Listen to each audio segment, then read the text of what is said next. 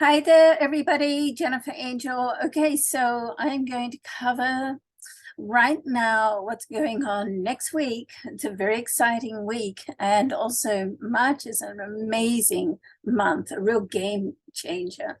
Okay, so let's have a look at what's happening for this coming week. This report also is on my blog, on my website, jenniferangel.com.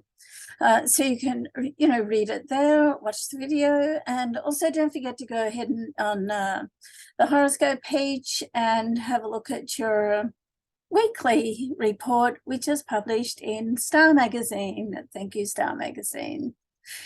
All right, so next week, communication planet Mercury will connect with the cautious Saturn this week, and with both of them being in the same degree at the same sign, which is in Aquarius, you want to get ready for some serious discussions, as that's what happens with the vibratory energy when you get these two planets together.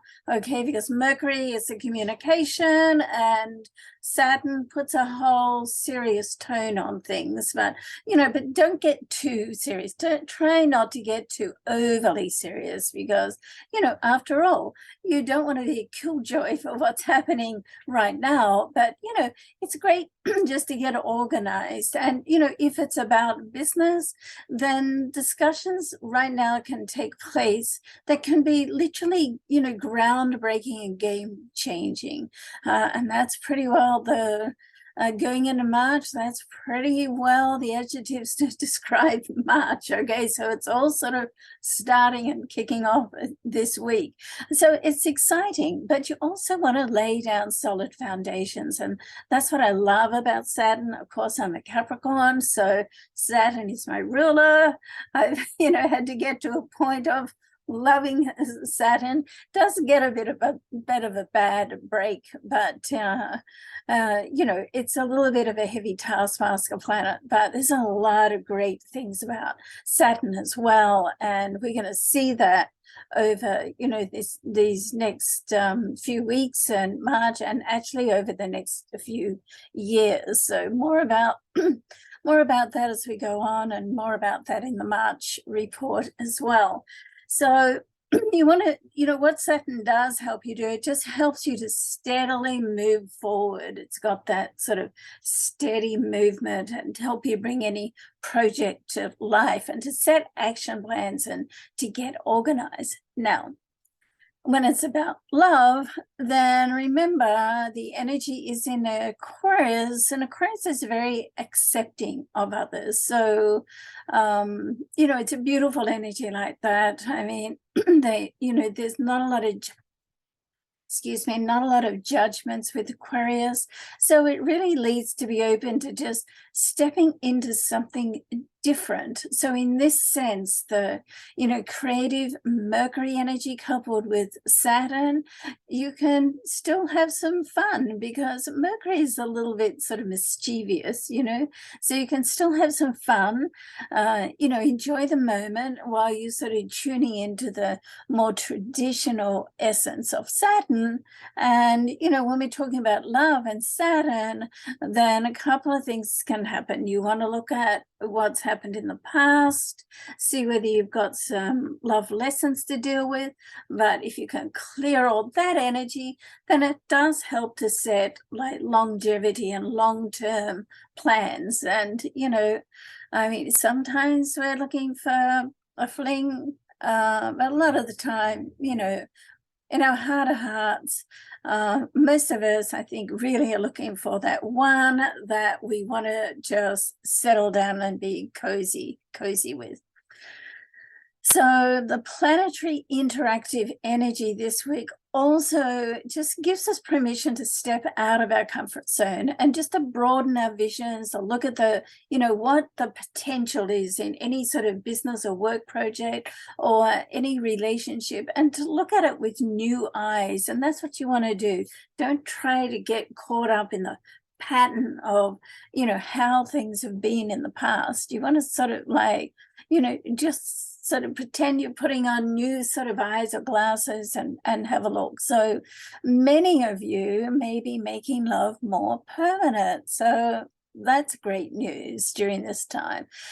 But because it's in Aquarius, there's also a very big sense of independence. So, so we say, the more independent that you can be, with yourself, then the less that you're relying on other people and the less needy you are. So I love this connection in Aquarius because, Saturn in Aquarius is, it is sort of cautious, yes, but it is also gives us a sense of freedom. However, Saturn is on the move, so you want to make sort of use of that while it's there. So by the end of the week, Mercury, which is the planet of communication, education, and creativity, among other things, they're the main ones, will make its move from Aquarius and move into the more sensitive and intuitive sign of Pisces. So the quick thinking energy of Mercury in Pisces really just helps to ignite your intuition and just like pay attention. What is that inner wisdom? Like, what is my gut saying? How does it feel? And when you can get in touch with that inner wisdom, you can really uncover some deep realizations, or as Oprah, coined those aha moments. So it's often the moment that you get clarity, and the more clarity and the clearer you can get of what you want, then the clearer the message and the insight comes of how you can step forward to make it happen. So, that's a really good position, I think, for that to be in. All right, so at the same time during this week, Venus, the love goddess, will conjunct, and a conjunct is when there are two planets are at the same degree, mostly more often than not in the same sign, but can be sort of out of sign as well. In this sense, Venus is going to conjunct Jupiter. I love this. This is my most favorite planetary interaction in the whole year. Okay. Now, Jupiter is a planet of growth and expansion and abundance, so we love Jupiter. Venus is the planet of love, relationships, also governs money and self-worth.